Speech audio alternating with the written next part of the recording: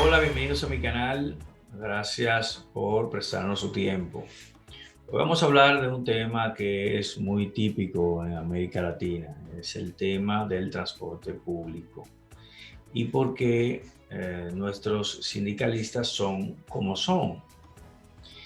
Y voy a empezar explicando cómo nace mi experiencia con el tema del contraste que existe entre los países desarrollados y nosotros los países latinoamericanos con el tema del transporte público. Mi primer viaje, la primera vez que salí, fui a Madrid y una de las cosas que me llamó la atención, y en ese momento España estaba en un buen momento económico, en un desarrollo de la infraestructura pues fenomenal, y me llamó mucho la atención el tema de la organización del transporte.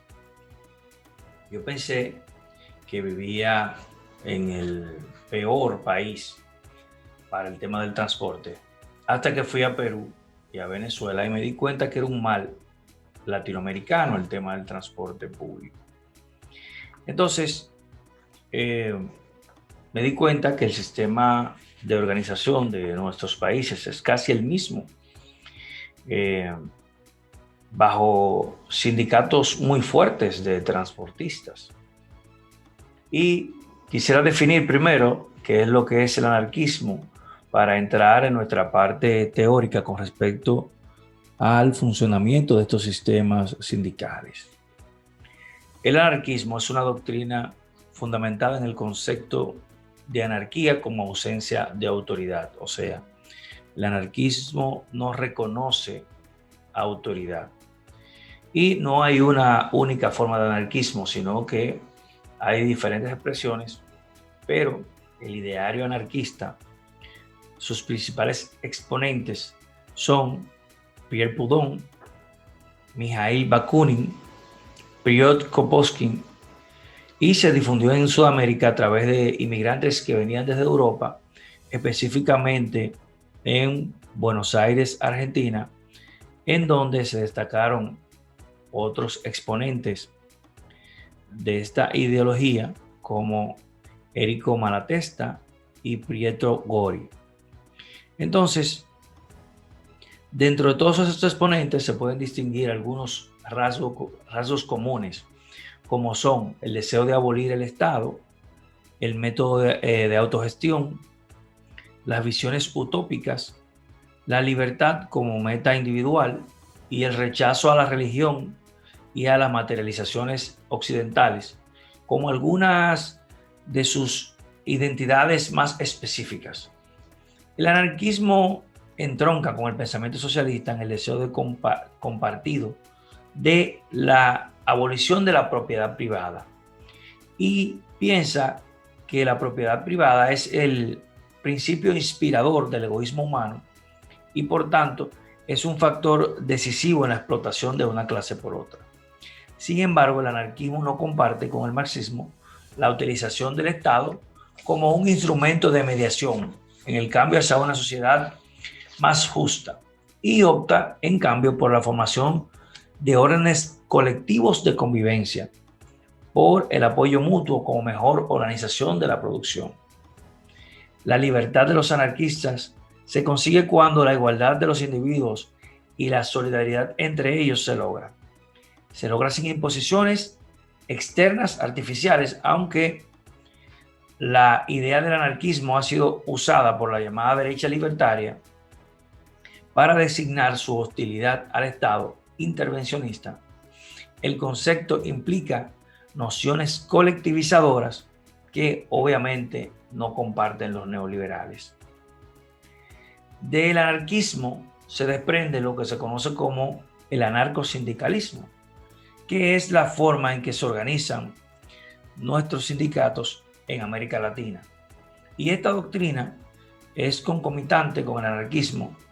Lo único que no rechaza entre las diferentes concepciones estrictas del anarquismo, no rechaza la actividad política.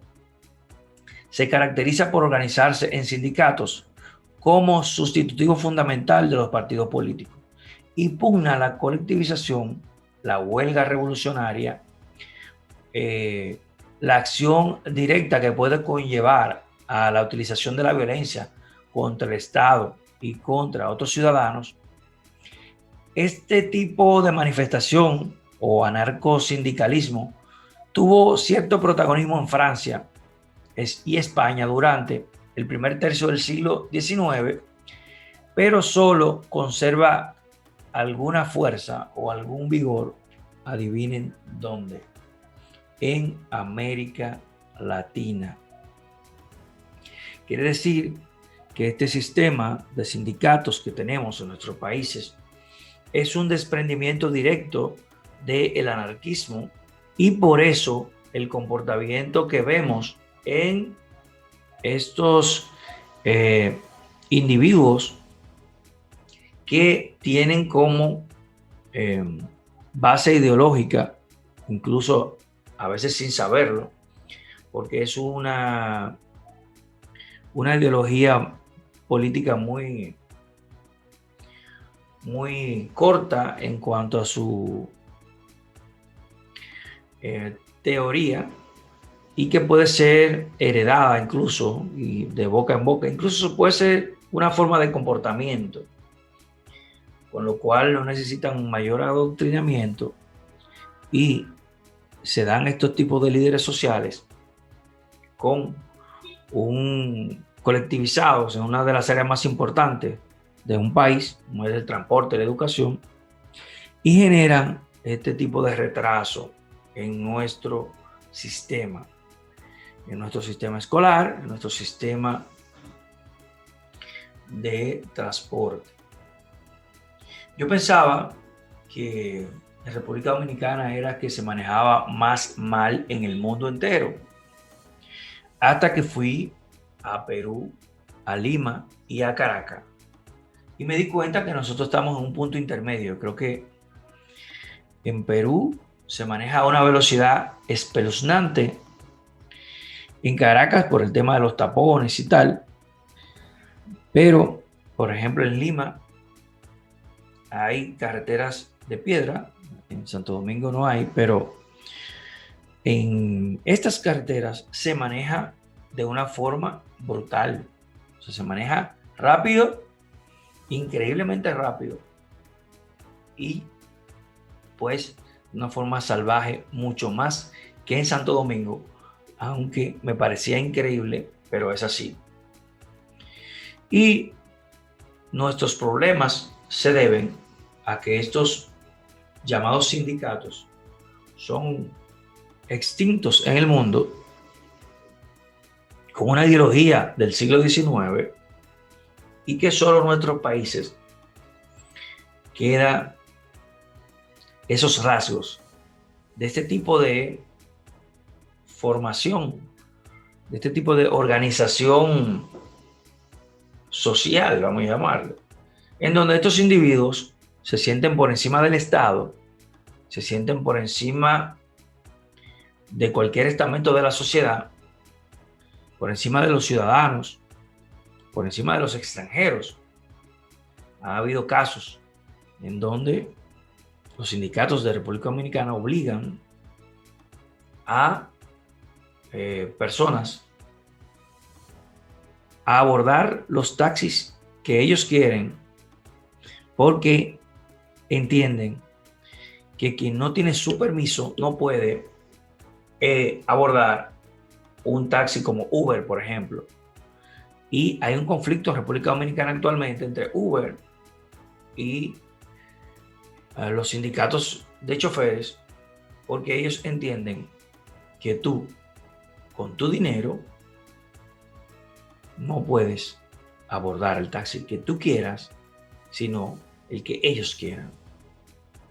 Entonces, si tú te subes en un taxi que no es de su aprobación, o de su clan, o de su sindicato, pues ellos te bajan, literal, y te suben en un taxi que ellos quieren que tú vayas.